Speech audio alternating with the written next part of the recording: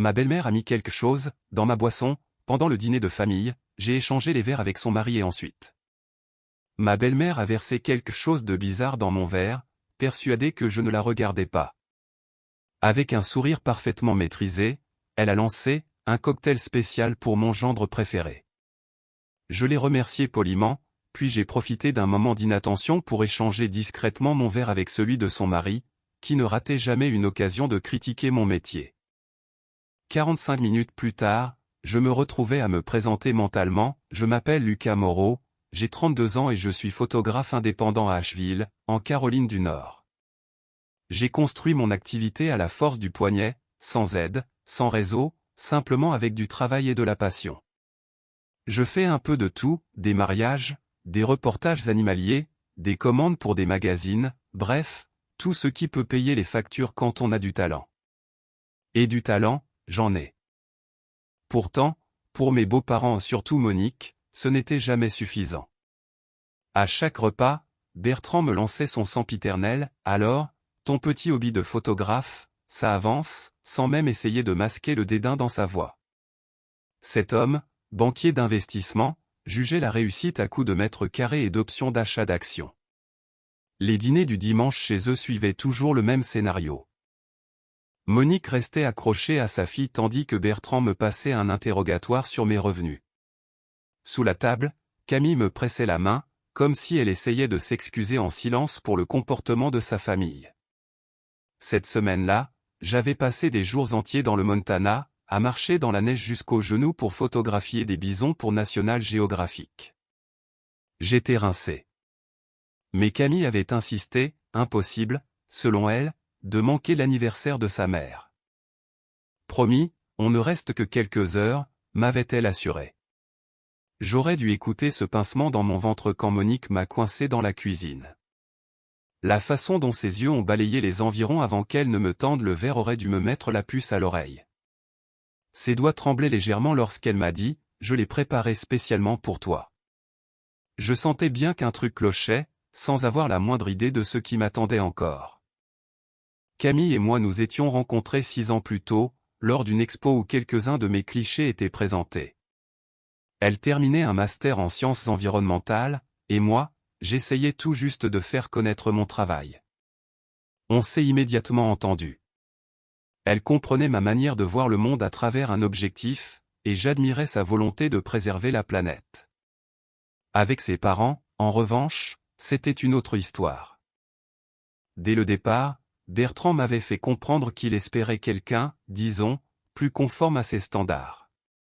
Quelqu'un avec un bureau, un plan retraite bien ficelé, et une voiture de fonction, bref, un clone de lui-même. Monique, elle, jouait plutôt subtil. Elle félicitait mes photos tout en me demandant quand j'allais me poser dans quelque chose de stable. Elle m'invitait à toutes leurs réunions familiales, mais elle me présentait systématiquement comme le photographe, jamais comme son gendre. J'ai passé des années à tenter de gagner leur estime. J'apportais de bons vins, je leur montrais mes publications, je glissais le nom de mes clients les plus prestigieux. Rien n'y faisait, pour eux, je n'étais qu'un chapitre temporaire dans la vie de leur fille. Une phase qu'elle finirait par dépasser. Le Noël précédent, j'avais surpris Monique au téléphone.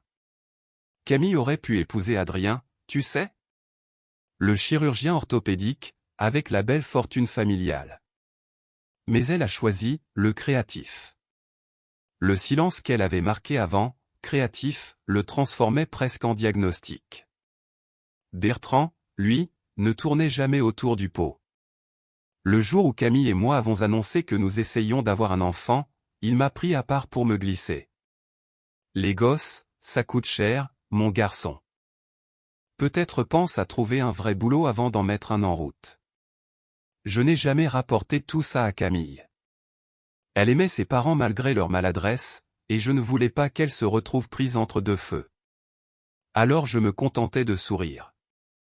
Je serrais la main de Bertrand comme si de rien n'était. Je complimentais la cuisine de Monique. Et je ravalaillis ce que je pensais réellement.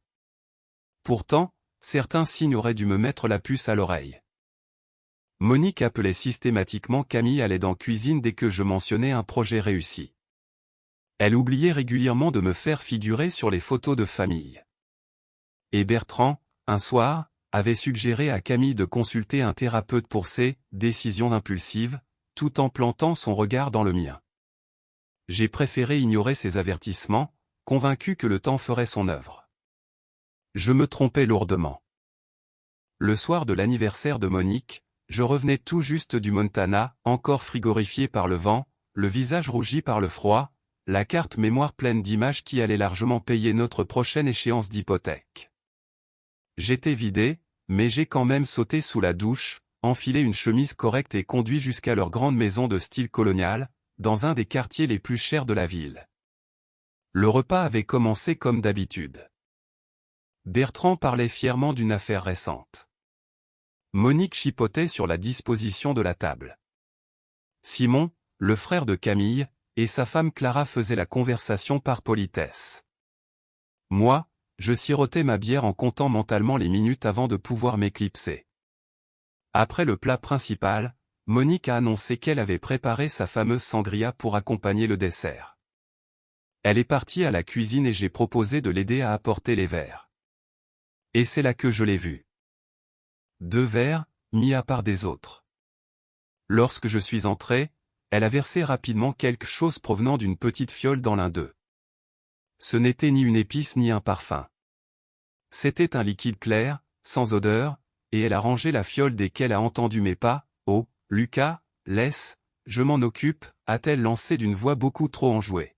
« Celui-ci est pour toi, une petite recette spéciale pour mon gendre préféré. » Ma gorge s'est serrée. À la surface du verre, flottait une fine pellicule presque invisible qui reflétait la lumière. « Laisse-moi t'aider à tout porter », ai-je insisté en prenant les 2 verres qu'elle avait préparés. Dans la salle à manger, Bertrand jetait un œil à son téléphone sans se soucier de ce qui se passait autour de lui. « Un peu de sangria, monsieur », lui ai-je proposé, en déposant devant lui le verre trafiqué. J'ai simulé une envie d'eau pour justifier le fait de ne pas boire le mien. 45 minutes plus tard, Bertrand était d'une pâleur inquiétante, en sueur, et il s'est rué vers les toilettes. Les bruits violents de sa détresse résonnaient dans toute la maison. Monique, elle, avait perdu tout son sang-froid, son visage devenant blanc comme la nappe. Elle a levé les yeux vers moi, et nos regards se sont croisés à travers la table. À cet instant précis, 2 certitudes se sont imposées à moi, aussi claires que brutales. Monique avait tenté de m'empoisonner, et elle venait de comprendre que je l'avais vu faire. Je n'ai pas bronché. Je ne lui ai pas demandé d'explication. Je me suis contenté de savourer mon morceau de gâteau au chocolat pendant que Camille courait après son père pour vérifier son état. Le tumulte qui a suivi a été presque comique. Bertrand affirmait que tout cela n'était sûrement qu'une intoxication alimentaire, tandis que Monique bredouillait quelque chose à propos de fruits de mer peut-être pas tout à fait frais. Pendant qu'il s'agitait, j'ai discrètement glissé dans ma poche le verre intact qui m'était destiné. Quelque chose s'était figé en moi. Ma colère n'avait rien d'un incendie, elle était glaciale, méthodique. Je n'avais aucune intention de laisser passer ça, mais je ne comptais pas non plus me rabaisser à leur méthode. Ils allaient devoir affronter leurs propres actes. Le lundi suivant, j'ai apporté le verre à Jason, un ancien client devenu ami, qui dirigeait un laboratoire de toxicologie. « C'est pour du personnel ou du professionnel ?» m'a-t-il demandé en m'écoutant lui expliquer ce que j'attendais. « Histoire de famille », ai-je simplement répondu. 3 jours plus tard, il m'a rappelé. « Lucas, ton échantillon contenait des benzodiazépines. Pas de quoi tuer quelqu'un, mais assez pour assommer un adulte pendant des heures. Ça peut même provoquer des pertes de mémoire. Tu as trouvé ça où ?» J'ai esquivé la question, les remercié, et je lui ai demandé un rapport écrit. Ce soir-là, j'ai annoncé à Camille que j'avais besoin de faire une pause dans les dîners du dimanche. Je lui ai parlé d'une exposition à préparer, et même si elle a été un peu déçue, elle a accepté sans insister. Je ne lui ai pas parlé des résultats. Pas encore. Il me fallait d'autres éléments avant. Pendant les 2 semaines qui ont suivi, j'ai mené ma propre enquête. Je me suis rendu compte que Monique accumulait des ordonnances de Xanax provenant de 3 médecins différents. Elle multipliait les doses depuis des années. En fouillant un peu plus, j'ai appris qu'elle traînait aussi quelques casseroles en ville, un comportement étrange lors d'une soirée chez des voisins, des soupçons de vol de bijoux dans son club privé, autant de rumeurs que sa famille avait soigneusement tenté d'étouffer. J'ai réuni toutes ces informations et j'ai attendu la bonne occasion. Elle s'est présentée quand Camille m'a dit que sa mère voulait des photos pour un nouveau profil sur les réseaux sociaux. Elle t'a demandé spécifiquement, m'a glissé Camille, visiblement étonnée. J'ai accepté sans hésiter. Le samedi suivant, je me suis présenté seul chez eux, avec mon sac photo dans une main et une enveloppe scellée dans l'autre. Monique m'attendait, apprêtée comme pour un shooting professionnel, maquillage impeccable. Bertrand est au bureau, a-t-elle précisé. Avant qu'on commence, et je dis d'un ton calme, je pense que tu devrais jeter un œil à ceci. Je lui ai tendu l'enveloppe contenant le rapport toxicologique et les copies de ses ordonnances multiples. Elle a pâli. Ses doigts tremblaient en parcourant les documents. C'est ridicule, a-t-elle fini par murmurer. Je ne ferai jamais une chose pareille. On sait très bien tous les deux ce qui s'est passé, et je répondis, sans hausser la voix. Ce que j'ignore encore, c'est pourquoi. Son visage s'est fermé comme une porte qu'on claque. Tu n'es pas assez bien pour ma fille, a-t-elle lâché, chaque mot comme un coup. Tu ne le seras jamais. Un homme doit pouvoir assurer, pas prendre des photos. Et droguer le mari de ta fille, ça te semble être une façon de garantir sa sécurité, et je répliquai posément. Elle a eu un geste brusque. Ça ne t'aurait pas fait de mal, a-t-elle soufflé d'un ton sec. Juste de quoi te mettre un peu KO. Te faire manquer cette stupide ouverture de galerie dont tu parles depuis des mois. Je l'ai laissé digérer sa propre phrase. Puis j'ai repris. Voici ce qui va se passer. Tu vas dire à Bertrand ce que tu as fait. Et ensuite, vous allez commencer à me traiter correctement. Pas parce que vous avez soudain changé d'avis, mais parce que l'alternative, c'est que Camille découvre qui vous êtes vraiment. Monique a éclaté d'un rire nerveux, complètement faux. Voyons, elle ne te croira jamais avant nous. J'ai ramassé mon sac. Peut-être pas. Mais elle croira les analyses toxicologiques, les ordonnances, et les témoignages de tous les voisins que vous avez blessés au fil des ans. Tu veux parier ta relation avec ta fille là-dessus? Je suis parti sans prendre une seule photo. Le soir même, Monique a appelé Camille en larmes, jurant que j'avais eu un comportement odieux durant la séance. Elle disait que j'avais été agressif, menaçant. Quand Camille m'a demandé des explications, j'ai compris que je ne pouvais plus rien cacher. Je lui ai tout montré, le rapport du laboratoire, les ordonnances, même les messages de sa mère, de plus en plus venimeux avec le temps. Ma mère n'aurait jamais fait ça, répétait-elle, mais sa voix tremblait, comme si elle essayait surtout de se convaincre elle-même. Le lendemain, elle a affronté ses parents. Je n'ai pas assisté à la scène, mais lorsqu'elle est rentrée, ses yeux rougis racontaient tout.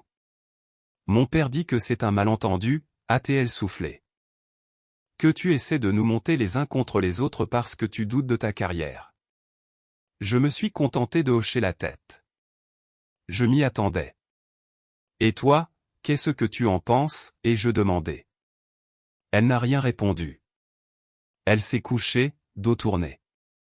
J'avais tenu tête à ses parents, mais d'une façon ou d'une autre, j'étais tombé dans leur piège. Ils avaient réussi à introduire en elle la graine du doute. Et j'étais devenu, dans leur récit, le problème.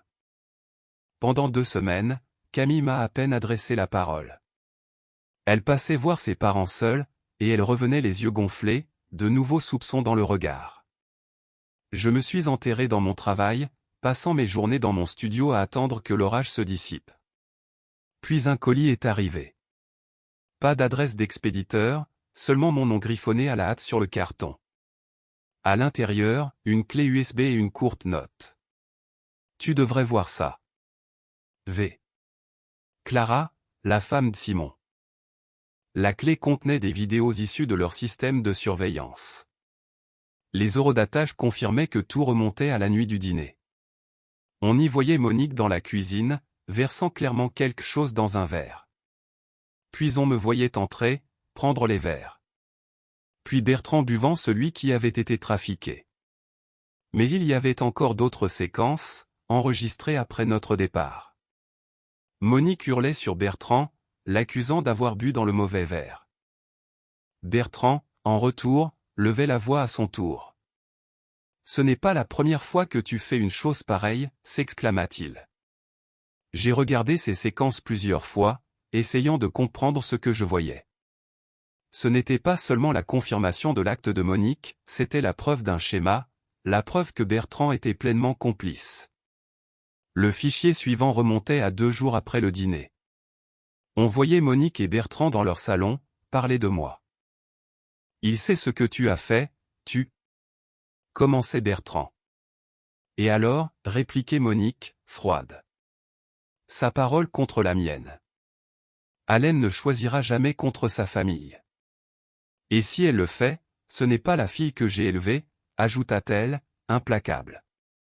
Ne t'inquiète pas, j'ai commencé à semer des doutes sur leur mariage, disait Bertrand. À planter des graines, confirma Monique. Quand j'aurai fini, elle demandera le divorce et pensera que c'était son idée. J'ai fermé mon ordinateur portable, les mains tremblantes. Ce n'était pas seulement à propos de moi. Ils cherchaient à contrôler la vie de Camille, à l'isoler de toute personne qui ne correspondait pas à leur vision, et cela depuis des années. J'ai immédiatement appelé Clara. « Pourquoi tu m'envoies ça ?»« Parce qu'ils ont fait la même chose quand j'ai épousé Simon, » répondit-elle calmement. 2 ans à essayer de nous séparer. Il disait que je n'étais pas assez bien. Ça a presque marché. Pourquoi ne m'as-tu pas parlé plus tôt ? Camille ne sait rien, avoua-t-elle. Elle idolâtre son père et croit tout ce qu'il dit. J'ai essayé de lui expliquer, mais il pense que je suis paranoïaque. Je ne pouvais pas les laisser faire la même chose à quelqu'un d'autre. Le lendemain, j'ai reçu un message de Bertrand. On devrait parler, entre hommes, sans épouse. Je l'ai rencontré dans son club de campagne, dans une salle privée, Bourbon à la main. Lucas, a-t-il commencé, les familles sont compliquées.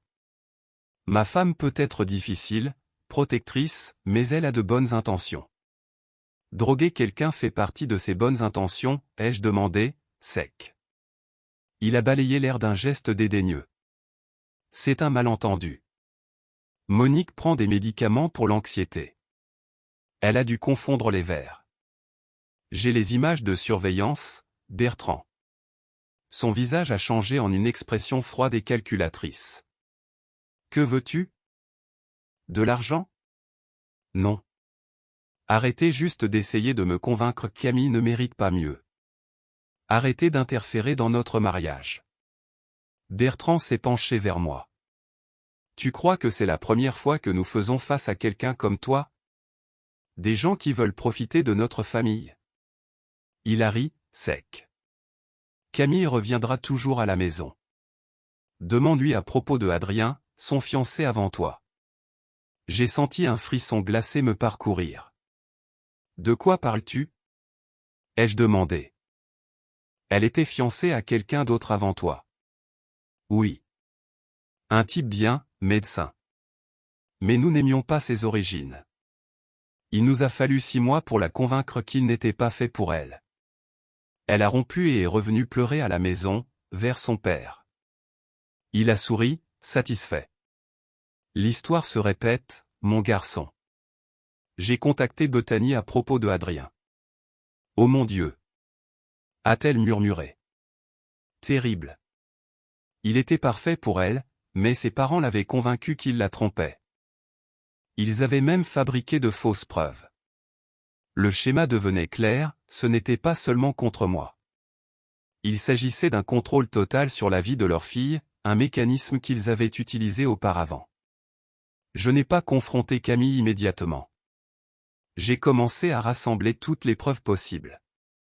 J'ai contacté Adrien, d'abord hésitant, puis il m'a envoyé de vieux courriels montrant comment ses parents avaient systématiquement saboté leur relation. J'ai ensuite parlé à d'autres ex-amis et partenaires de Camille, mystérieusement éloignés au fil des années. Un schéma se dessinait, toute personne encourageant l'indépendance de Camille était progressivement écartée. Clara a fourni d'autres vidéos de surveillance montrant Monique et Bertrand planifier leur contrôle sur nous. Après leur divorce, nous la ramènerons à la maison, disait Bertrand dans une séquence. Elle pourra diriger la fondation et rencontrer des hommes convenables. J'ai tout compilé sur une seule clé USB. Puis j'ai invité Simon et Clara à dîner, sans prévenir Camille de mon plan. Après le dessert, j'ai connecté mon ordinateur à la télévision. Il y a quelque chose que vous devez voir, ai-je dit. Pendant 1 heure, nous avons regardé ensemble les vidéos. Camille est restée figée, pâle. Simon secouait la tête, murmurant « Ce ne sont pas mes parents ». Quand c'était terminé, Camille s'est tournée vers moi, les larmes coulant. « Pourquoi ne m'as-tu pas dit plus tôt ?»« Parce que tu devais le voir par toi-même », ai-je répondu. « Tout. Pas seulement ce qu'ils m'ont fait, mais ce qu'ils t'ont fait toute ta vie. » Simon s'est levé, furieux, « C'est des conneries. Tu as truqué ces vidéos. Mes parents ne feraient jamais ça. » Clara a posé une main sur son bras. Ils ont fait la même chose avec nous, Simon. Tu crois qu'ils ont commencé à m'apprécier seulement après la naissance de James? Un petit enfant leur donnait un levier. La couleur a quitté le visage de Simon. Tu ne m'as jamais dit ça? J'ai essayé, murmura Clara. Mais tu n'aurais pas écouté. Plus tard cette nuit-là, Camille s'est glissée dans le lit à côté de moi. J'ai besoin de temps pour digérer tout ça, dit-elle doucement. Mais je te crois. Et je suis désolée d'avoir douté de toi. Le lendemain matin, Monique a appelé. Camille a mis le haut-parleur. Chérie, je pensais que tu devrais venir passer un peu de temps avec nous, a lancé Monique d'un ton enjoué. Ton père et moi sommes inquiets pour toi. Le mariage est difficile, parfois un peu de distance peut t'aider à y voir plus clair. Camille a interrompu, ferme. J'ai vu les vidéos. Silence. Quelle vidéo? Demanda Monique, surprise. Les images où tu drogues le verre de Lucas, et celles où vous, toi et papa, planifiez de ruiner mon mariage. Nouvelle pause. Camille, ce qu'il t'a montré a été manipulé. Tu sais que Lucas a toujours été jaloux de notre famille. Stop, a dit Camille, la voix ferme. Nous venons chez vous ce soir, tous ensemble, Simon, Clara, Lucas et moi. On va parler en famille. Plus de mensonges. Après avoir raccroché, elle s'est tournée vers moi. Ils vont tout nier. Ils vont essayer de retourner ça contre toi. J'ai hoché la tête. Je sais. Alors, quel est notre plan? Pour la première fois depuis des semaines, j'ai esquissé un sourire. Il était temps que ses parents rencontrent le vrai moi, pas seulement le photographe, mais l'homme capable de raconter une histoire et de défendre sa famille. Ce soir-là, nous sommes arrivés chez Bertrand et Monique avec mon équipement photo. Simon et Clara étaient déjà là, assis raides dans le salon. Bertrand affichait une confiance feinte. Je comprends qu'il y ait eu un malentendu, a-t-il commencé. Aucun malentendu, ai-je coupé, en installant mon trépied. Je documente cette conversation pour nos archives familiales. Monique a immédiatement protesté, c'est privé, une affaire de famille. Exactement, ai-je répondu calmement. Ai-je donné mon accord? Affaire de famille. Et je fais partie de la famille. Même si vous avez essayé très fort de changer cela. Pendant 2 heures, nous avons tout mis sur la table, la boisson trafiquée, la manipulation, Adrien, les autres ex-petits amis, le schéma qui avait façonné toute la vie de Camille et Simon. Bertrand et Monique ont tout nié, bien sûr. Ils m'ont traité d'instable, de manipulateur. Mais à chaque démenti, je montrais un nouveau clip, un autre email. Leur visage perdait peu à peu couleur, leurs mensonges s'affaiblissaient. Finalement, Camille s'est levée. Je vous aime, vous êtes mes parents. Mais ce que vous avez fait est impardonnable. Vous ne contrôlerez plus ma vie. Simon a hoché la tête. Nous sommes adultes. Nous choisissons nos propres partenaires, nos propres chemins. Monique a commencé à pleurer, non par remords, mais en réalisant qu'elle perdait le contrôle. Bertrand semblait figé, incapable de comprendre que ses enfants le défiaient. Alors que nous nous apprêtions à partir, j'ai remis à Bertrand une clé USB. Ceci contient toutes les séquences, emails et témoignages. À vous de le garder. Qu'est-ce que ça veut dire, demanda-t-il, méfiant. Cela veut dire que je ne vais pas ruiner votre réputation en partageant ça avec qui que ce soit d'autre. Cela blesserait Camille, et je ne ferai jamais ça. J'ai fait une pause, posant ma voix froide mais claire. Mais si vous tentez de manipuler Camille ou d'interférer dans notre mariage à nouveau, des copies iront à chaque membre de votre club, vos partenaires et votre cercle social. Pour la première fois depuis notre rencontre, Bertrand m'a regardé avec une pointe de respect. Je t'ai sous-estimé. Oui, ai-je répondu simplement. Vous l'avez fait. 6 mois ont passé. Camille et Simon ont commencé une thérapie pour gérer les dommages causés par leurs parents. Monique et Bertrand ont gardé leur distance, envoyant quelques textos, mais respectant nos limites. Pendant les fêtes, ils nous ont tous invités à dîner. Un nouveau départ, disait l'invitation. Camille voulait y aller. Ce sont toujours mes parents, disait-elle. Et ils essaient. J'étais d'accord, mais je savais qu'ils n'avaient pas changé profondément. À notre arrivée, tout semblait normal. Monique avait préparé un festin, Bertrand se montrait charmant et intéressé par mes derniers projets, avec ce qui semblait sincère. Après le dîner, Bertrand m'a invité dans son bureau. J'ai une proposition pour toi, dit-il en servant un whisky. J'ai réfléchi à ta carrière, la photographie et... Eh bien, elle t'a été favorable. Mais as-tu envisagé de diversifier ? Je pourrais t'intégrer à mon entreprise. Parcours de partenaire junior, salaire substantiel. Je me suis souvenu du verre trafiqué et expliqué calmement. J'ai pris le verre, mais je n'ai pas bu.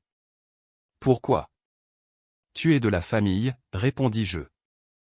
Et je respecte la manière dont tu as géré ce désagrément. Tu as protégé ma fille tout en tenant bon. C'est ce qu'un vrai homme fait. J'ai posé le verre intact sur la table. J'apprécie l'offre, mais non. Son sourire s'est crispé. Lucas, sois raisonnable. C'est un rameau d'olivier. Non, ai-je répété. C'est juste une autre tentative de contrôle. Vous ne pouvez pas m'acheter, Bertrand. Et vous ne supportez pas que Camille m'aime exactement comme je suis. Ne sois pas idiot, a-t-il sifflé, abandonnant sa façade. Tout le monde a un prix. Je me suis levé. C'est là que vous vous trompez. Et c'est pourquoi vous ne comprendrez jamais votre fille. Je suis retourné dans le salon où Monique montrait des albums photos à Camille. Regarde ceci, disait-elle. Tu étais si heureuse quand tu vivais à la maison. Je pouvais lire dans le visage de ma femme qu'elle venait de prendre une décision. Je lui ai fait un léger signe, et elle s'est levée. Maman, papa, annonça-t-elle clairement. Tous se sont tournés vers elle. Nous allons avoir un bébé, Lucas et moi. Je suis enceinte de 3 mois. Le choc sur leur visage était réel. Monique s'est précipitée pour embrasser sa fille, les larmes aux yeux.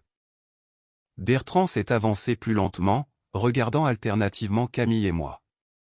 Félicitations, a-t-il dit, raide, mais sincère. Merci, ai-je répondu, puis j'ai baissé la voix pour qu'il seul puisse m'entendre. Cet enfant ne sera jamais un pion dans vos jeux, je vous le promets. Son visage s'est durci, mais il a hoché la tête, comprenant le message. Sur le chemin du retour ce soir-là, Camille a serré ma main. Ils ne changeront jamais, n'est-ce pas? Non, ai-je dit honnêtement. Mais ils devront apprendre à l'accepter. Nous avons 3 semaines plus tard, une lettre recommandée est arrivée de l'avocat de Bertrand. À l'intérieur, il y avait un acte de propriété pour notre maison, que nous louions, ainsi que des documents juridiques créant un fonds fiduciaire pour notre enfant à naître. Pas de notes, pas de conditions, pas de contraintes. Juste un transfert d'actifs propre et irrévocable. Ce n'étaient pas des excuses. Bertrand n'en était pas capable. Mais c'était une forme de reconnaissance, peut-être la seule qu'il pouvait offrir, et que nous avions gagnée. Notre fille aînée en était. Nous l'avons appelée Lila, en hommage à ma grand-mère. Quand Monique et Bertrand sont venus à l'hôpital, ils ont apporté des cadeaux mais ont gardé leur distance. Ils ont admiré le bébé, pris des photos, et sont repartis sans tenter de donner de conseils parentaux ni de leçons financières. Les mois suivants, notre relation avec eux s'est stabilisée dans une sorte de normalité. Ils ne se sont jamais excusés pour ce qu'ils avaient fait. Mais ils ont cessé d'essayer de contrôler la vie de Camille ou de miner ma carrière. Un soir, alors que j'éditais des photos dans mon studio, Camille est entrée avec Lila dans les bras. « Maman veut que nous venions pour Noël », dit-elle. J'ai levé les yeux de mon ordinateur. « Que veux-tu faire ? » « Je pense que nous devrions y aller », a-t-elle répondu. « Mais avec des conditions, rester à l'hôtel, pas dans leur maison, partir quand nous le souhaitons, et pas de moments non supervisés avec Lila. » J'ai acquiescé. Ça me semblait raisonnable. Elle s'est assise à côté de moi, berçant doucement le bébé.